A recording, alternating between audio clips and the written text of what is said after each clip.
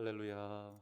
오늘 복된 하루를 또 우리에게 하나님이 허락해 주신 줄로 믿습니다. 오늘 이 하루 우리 하나님께서 또 우리에게 더 큰 은혜 주시기를 간절히 소원합니다.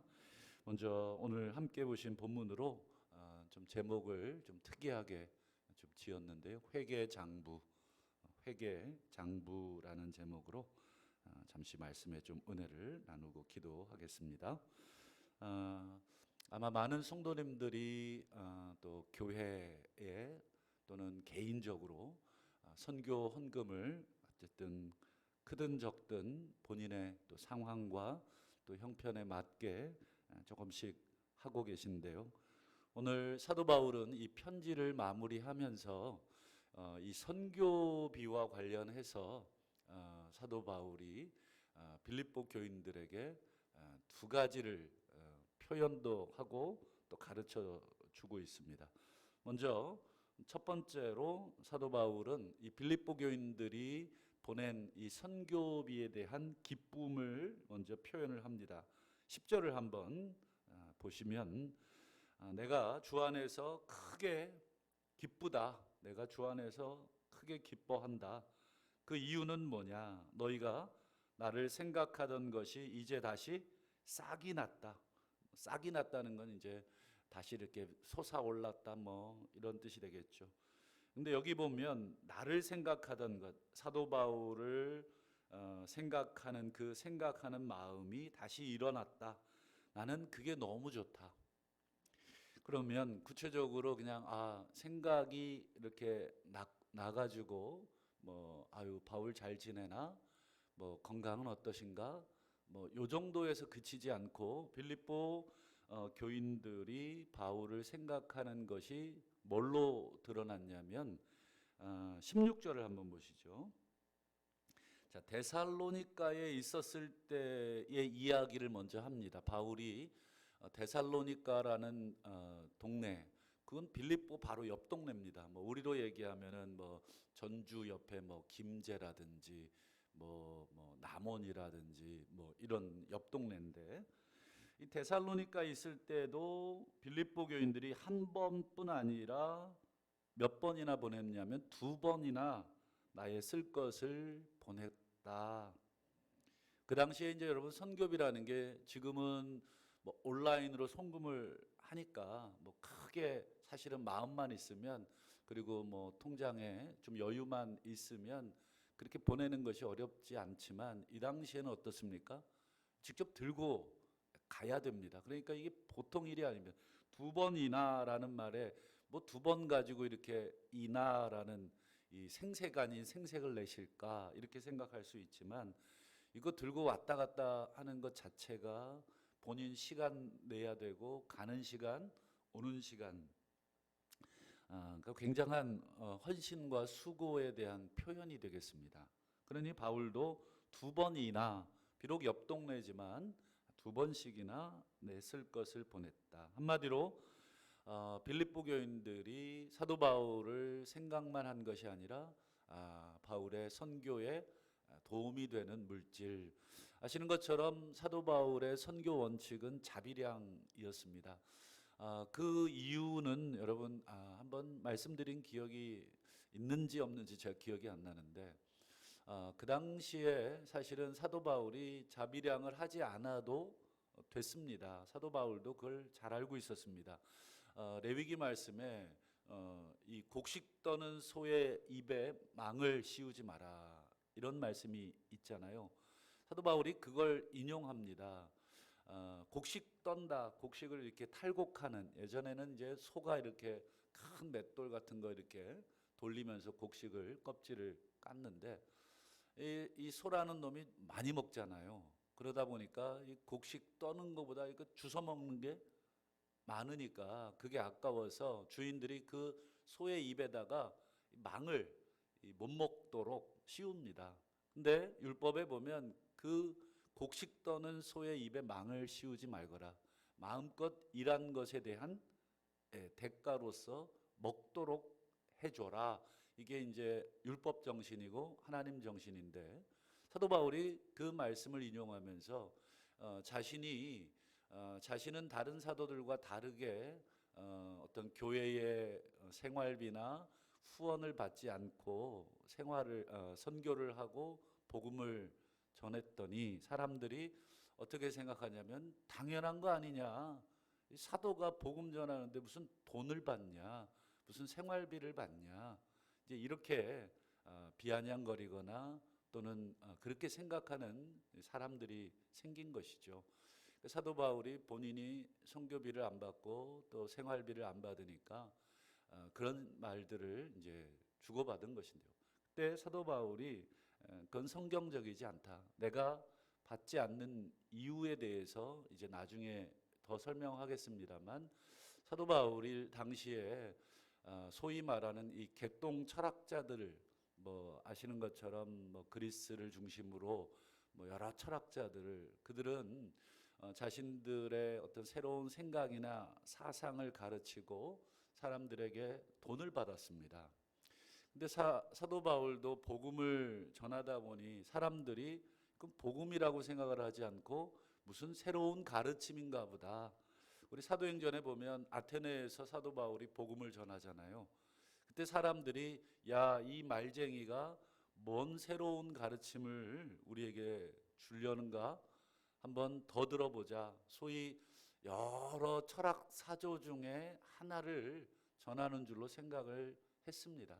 그러다 보니까 그리고 만약에 여러분 사도 바울이 복음을 전하고 그 당시에 사람들의 관습처럼 뭐 앞에 놓아둔 뭐 모자라든지 뭐 이런 바구니에다가 그 당시 사람들은 이렇게 듣고 마음에 드는 얘기를 하면 지갑에서 뭐 1,000원짜리든 10,000원짜리든 주고 갑니다. 왜냐하면 앞으로도 공부 더 많이 해서 이런 이야기들을 우리 같은 사람들한테 들려달라는 거죠. 우리도 왜 가끔 뭐 휴게소나 길거리 가다 보면 막 이렇게 노래하는 그런 가수들, 무명 가수들을 보게 됩니다. 아마 우리 여기 성도님들 중에도 뭐 길거리에서 뭐 소위 말하는 이렇게 버스킹이라고 하잖아요. 그런 공연을 하는 사람들 보면 아마 사람 따라 다르지만 어떤 분들은 공연비 쪽으로 조금의 돈을 주시는 분도 있겠죠. 왜냐하면 앞으로 계속 노래 연습해서 이런 좋은 음악을 들려줘라라는 격려금 정도. 사도 바울 때도 그랬습니다. 그러다 보니까 이 사도 바울이 자비량 선교, 나는 일반 개똥 철학자들처럼 철학을 전하는 자가 아니다. 그들처럼 돈 받고 생계의 수단으로 지금 복음을 전하는 것으로 오해받고 또 그렇게 되지 않도록 실제로 그렇게 할 권리가 있었지만 그렇게 하지 않은 것이죠. 좌우간 그러나 이 빌립보 교인들이 보내는 것은 사도 바울이 감사함으로 또 받았습니다. 지금 이 빌립보서를 쓰고 있는 그 상황은 말씀드린 것처럼 로마, 그것도 감옥입니다. 그런데 빌립보 교인들이 또다시 선교비를 보낸 겁니다. 그게 바로 18절 상반절인데요. 한번 화면을 통해서 한번 보시죠. 자, 에바브로디도 편에, 이 편이라는 거는 이제 뭐 그 사람을 통해서 이런 뜻이잖아요. 그러니까 에바브로라는 사람을 빌립보 교인들이 보낸 겁니다. 어디로 보냈냐면 지금 바울이 갇혀 있는 로마까지. 빌립보에서 로마까지 얼추 육로로 거리를 한번 계산해 보니까 어느 정도냐면 편도 1200km입니다. 그러니 왕복 2400. 그럼 어느 정도 거리입니까? 여기서 서울까지 한 200km 되나요? 그러니까 이게 그 6배의 길을 더 가야 되는 거죠, 한 번에. 그런데 지금처럼 뭐 교통이나 좋습니까? 아마 끼케야 뭐 나귀, 조금 여유가 있으면 말, 아니면 다 도보입니다, 도보. 그냥 걷고 계속 가다가 쉬고. 그러니 여러분 이 빌립보서 3장에 보면 에바브로디도가 빌립보에서 로마까지 교인들의 이 선교비죠. 근데 아까 2번이나 보냈으니까 이번엔 몇 번째 선교비냐면 3번째 선교비가 되겠습니다. 물론 더 있는지는 모르겠습니다만 기록에 의하면 3번째 선교비를 송금한 것이 아니라 에바브로라는 사람이 직접 들고 왔어요. 그러니까 한번 상상을 해보세요. 그 들고 오다가 죽을 수도 있습니다. 뭐 치안이나 뭐 교통 이런 게 지금 오늘날의 개념으로 생각하시면 안 됩니다. 목숨을 걸고, 그리고 아시는 것처럼 선교비니까 그걸 전부 뭐 지금이야 계좌에 넣고 뭐 몸만 가면 되지만 전부 다 현찰이나 물건을 들고 가니까 이 도둑들의 표적이 딱 되기 좋습니다. 그러니 얼마나 두려운 길이고 위험한 길이고 힘든 길일까. 그래서 빌립보 3장에 보면 에바브로가 병이 듭니다. 이 로마까지 그거 갖고 오다가 완전히 병이 들어서 그 소식이 빌립보 교인들에게 또 전해지죠. 그래서 빌립보 교인들이 너무 걱정을 했습니다. 아이고, 우리의 에바브로디도가 선교비 들고 갔다가 저 병이 났다는 말을 들었는데 다행히 하나님의 은혜로 살려주셨고, 그래서 바울이 이 빌립보 교인들이 걱정한다는 소식을 듣고는 이 에바브로디도를 속히 다시 빌립보 교인들에게 보내줘서 건강한 것을 얼른 확인시켜 주고 싶어 했었습니다. 좌우간 이 에바브로디도 편에 너희가 준 것을 받음으로 내가 풍족하다. 여러분, 돈도 돈이지만 뭐가 제일 고마웠을까? 1200km, 그것도 감옥에 혼자 외롭게 있을 때. 여러분, 외로울 때 도움 받아 보신 분들은 아마 더 잘 아실 겁니다. 돈의 많고 적음을 떠나서 그 마음 때문에 너무 기쁘고 감사한 거죠. 그래서 사도 바울이 지금 10절에 내가 크게 기쁘다, 내가 너무 기쁘다, 너희들이 이렇게 이제 죄수의 몸이 되고 늙은 몸이 된 나를 아직도 기억해주고 또 이 선교비를 보내준 것에 대해서 너무 기쁘다, 이렇게 지금 사도 바울이 기쁨과 감사를 표현한 것입니다. 그러면서 이 선교비에 대해서 사도 바울이 이제 성경적인 그 관점을 설명을 하는데, 우리 18절 하반절도 한번 보시죠.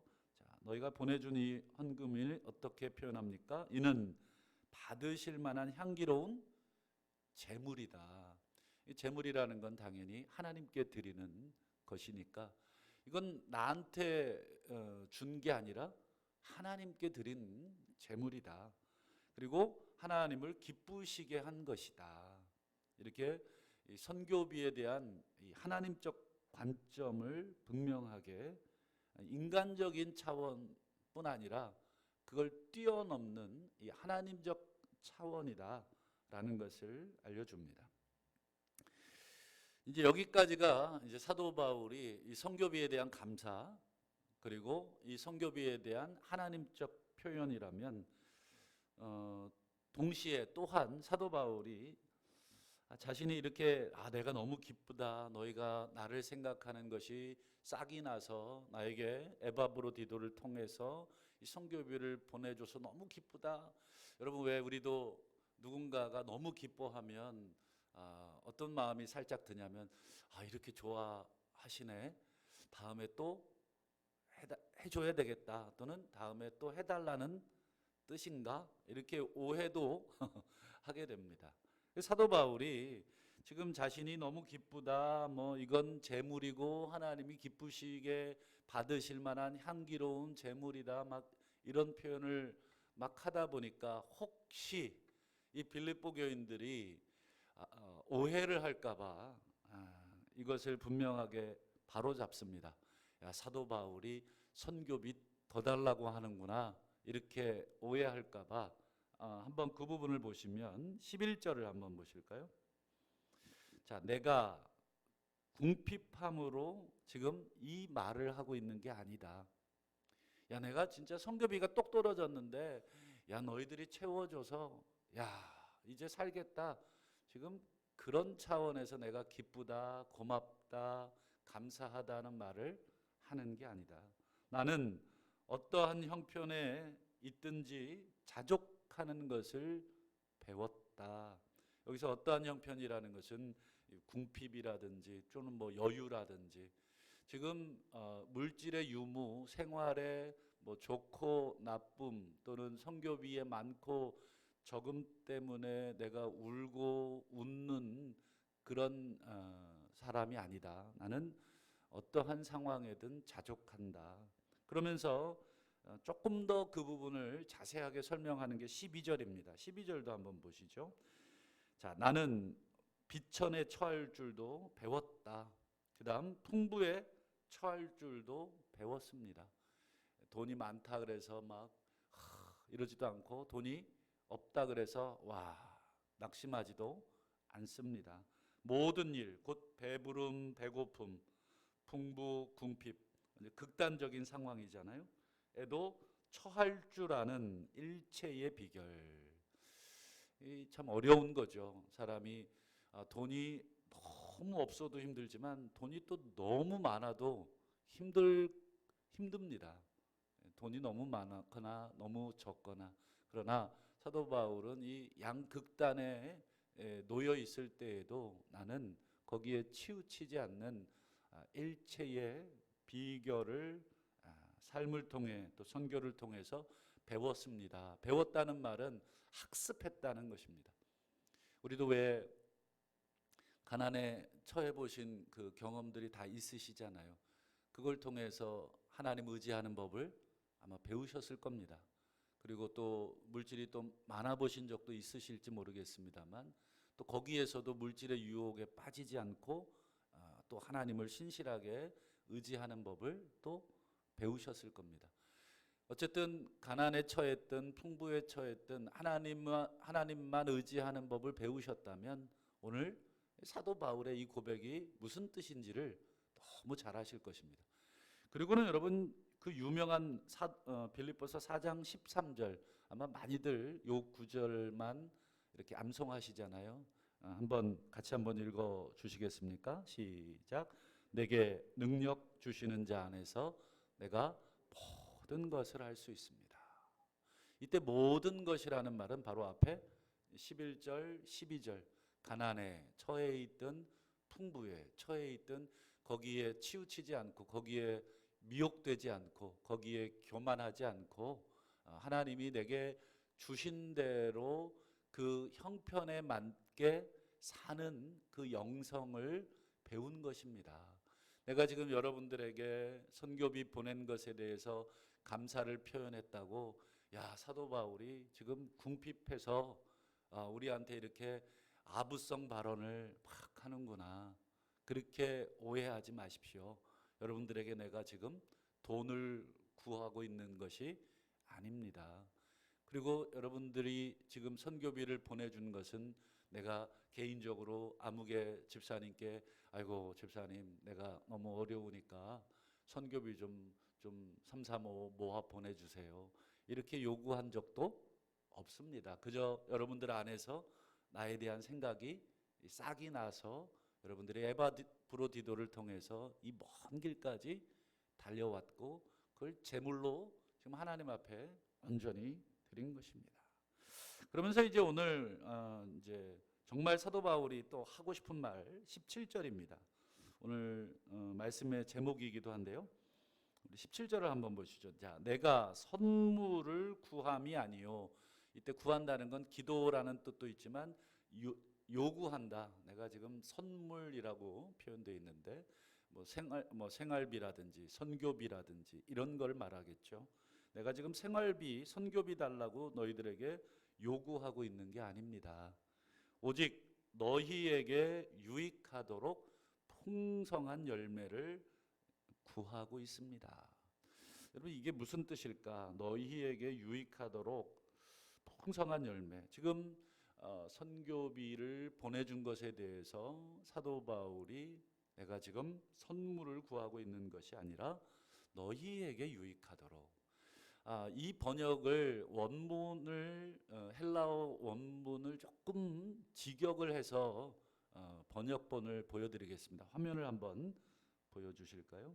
자, 나는 선물을 요구하는 것이 아니라 여러분의 장부에 풍성한 열매가 쌓이기를 구하고 있습니다. 이런 뜻입니다. 너희에게 유익하도록이라는 이 표현을 어떻게 번역을 했습니까? 여러분의 장부가 뭡니까? 여러분 이 회계장부 쓰시잖아요. 회계장부에 풍성한 열매가 이렇게 쌓이도록, 이게 무슨 뜻일까? 여러분 이 장부라는 말, 이 단어가 누가복음 16장에도 똑같은 이 헬라어 단어가 쓰인 곳이 하나 더 있습니다. 한번 화면을 통해서 한번 보실까요? 불의한 청지기에 대한 비유 중에 주인이 그 불의한 청지기에게 한 말입니다. 주인이 그 불의한 청지기를 불러서 뭐라고 합니까? 내가 내게 대하여 들은 이 말이 어찌 됨이냐? 네가 막 내 돈을 허비하고 있다. 이 말을 내가 들었는데 이게 어떻게 된 거냐? 그러면서 주인이 뭘 갖고 오너라 이렇게 말하냐면 네가 보던 일을 셈하거라 이렇게 얘기합니다. 이거는 무슨 뜻이겠습니까? 네가 보던 일을 셈하라. 이 셈이라는 말, 이 말을 뒤집어 말하면 장부 갖고 오너라 이런 뜻입니다. 네가 내 살림살이 관리하던 장부 갖고 오너라. 만약에 여러분 장부 못 가지고 오면 어떻게 됩니까? 그 일을 직무유기한 것이 되겠죠. 장부 안 썼는데요. 그냥 그냥 제 머릿속에 다 있습니다. 만약에 이렇게 말을 했다 그러면 이건 진짜로 형사고발감이 되겠습니다. 그러니 가짜라도 장부를 항상 써놔야 합니다. 이중장부를 보통은 쓰잖아요. 이쪽에다가는 진짜, 이쪽에다가는 가짜.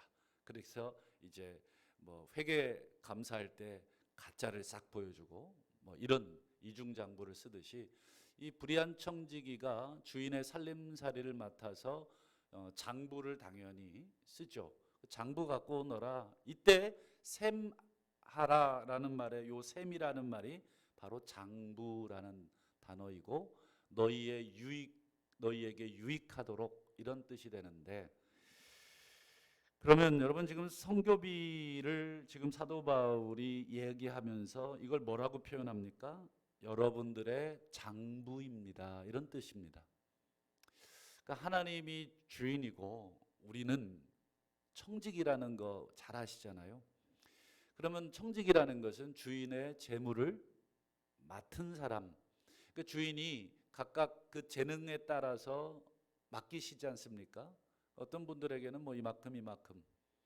그러면 그 맡은 우리 종들은 각각 장부를 쓰게 돼 있다는 거예요. 근데 이 재물을 어떻게 썼는지 거기에 다 기록을 해야 되는데 중요한 것은 무엇입니까?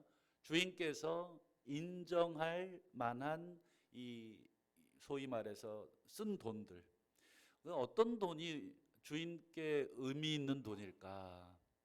물론 주인께서 우리에게 맡기신 것 중에 우리가 필요한 생활에 필요한 것들을 얼마든지 쓰도록 풍성하게 우리에게 주시는 주인이시죠. 그러나 주인께 의미 있는 회계장부, 주인께서 딱 항목을 보시고 이거는 그래 가족들 외식, 이거는 사는데 필요한 집 구매, 이거는 자녀들 교육비, 이거 괜찮습니다. 그러나 그런 것만 기록돼 있다면 회계장부 검열할 때 어떻게 했습니까? 야, 너 전부 다 요것만 썼냐? 다른 거는 없냐? 라고 물어보실 거지 않습니까? 그때 여러분들이 여기에다가 주인께서 의미 있고 인정할 만큼, 여기 보면 너희에게 유익하도록 풍성한 열매, 여러분들의 장부에 주인께서 받으실 수 있는 풍성한 열매의 이 항목이 뭐가 있을까? 요것을 사도 바울이 지금 이야기하는 것입니다. 선교비라고 하는 것은 사도 바울의 해석에 의하면, 그리고 이 성경의 가르침에 의하면 하나님 앞에 우리가 훗날 우리에게 맡겨진 이 크고 작든 물질들이 있으실 텐데 그거 하나님 앞에 이렇게 보여줬을 때 거기에 하나님께서 이렇게 점검하실 의미 있는 열매, 이게 바로 선교비라는 것이죠. 말씀을 맺겠습니다. 여러분, 하나님 앞에서 의미 있는 또 가치 있는 물질 사용은 뭘까? 우리가 얼마나 모아놨는가로 하나님이 우리를 평가하신다 그러면 죽기 전에 은행 잔고 많은 사람이 칭찬받겠지만 그건 아니겠죠. 하나님 앞에 의미 있는 장부는 내가 얼마나 많이 모아놓고 또 얼마나 많이 자식들에게 물려줬는가. 물론 이것도 필요하겠지만 하나님 보실 때 얼마나 주인의 뜻에 맞게 사용했는가. 이게 하나님께는 의미 있는 장부일 것입니다. 이 세상에 많은 물질이 있지만 우리가 복음을 위해 또 하나님 나라를 위해 또 우리 성도들 필요를 위해 또 여러 선한 목적을 위해 우리가 사용된 물질만이 우리 하나님 앞에 우리가 보여드릴 그 장부에 기록된 열매일 것입니다. 물론 우리가 하나님께 드리는 것조차도 하나님이 우리에게 주신 것이다 라는 것을 사도 바울은 잊지 않고 가르칩니다. 너희들의 능력에 좋아서 너희들에게 그 재물을 번 게 아니다. 그게 바로 19절입니다. 하나님이, 나의 하나님이 그리스도 예수 안에서 영광 가운데 그 풍성하신 대로 너희의 모든 쓸 것을 채우실 것이다. 너희들이 지금 쓰고 있는, 또 너희들이 지금 보내고 있는 이 세 번에 걸친 이 선교비마저도 나의 하나님께서 풍성하게 너희들에게 채운 것을 지금 다시 제물로 하나님께 드릴 향기로운 제물로 드린 것이다. 그리고 너희들의 마지막 그 회개장부에 다시 한번 바울에게 보낸 선교비라고 적어 둔 것이 될 것이다. 그러니 사도 바울의 이 말은 고마움, 감사도 표현하지만 동시에 빌립보 교인들의 이 자칫 교만해질 수 있는 마음, 자칫 인간적으로 야 나는 이렇게 했어라고 하는 그런 마음들도 조심시키고 있는 것입니다.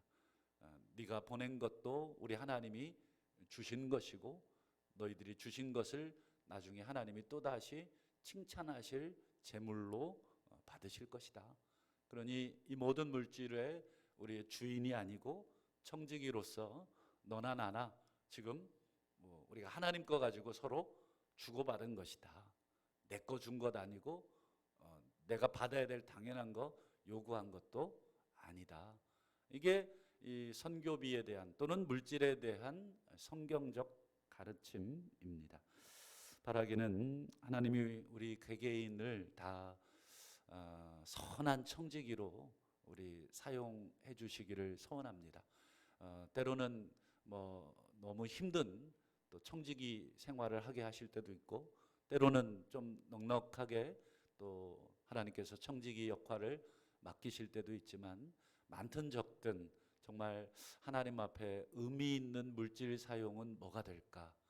교회를 위해서 또는 성도를 위해서 오늘 빌립보 교인들이 선교를 위해서 또는 여러 가지 주변에 크고 작은 정말 하나님이 기뻐하실 만한 일들에 내가 가진 조금의 물질이라도 사용하신다면 그것이야말로 나중에 하나님 앞에 우리가 회개받을 정말 결산받을 그러한 귀한 물질인 줄로 믿고 하나님 앞에 부자 다 되실 수 있는 저와 우리 성도님들 되실 수 있기를 주님의 이름으로 축원합니다.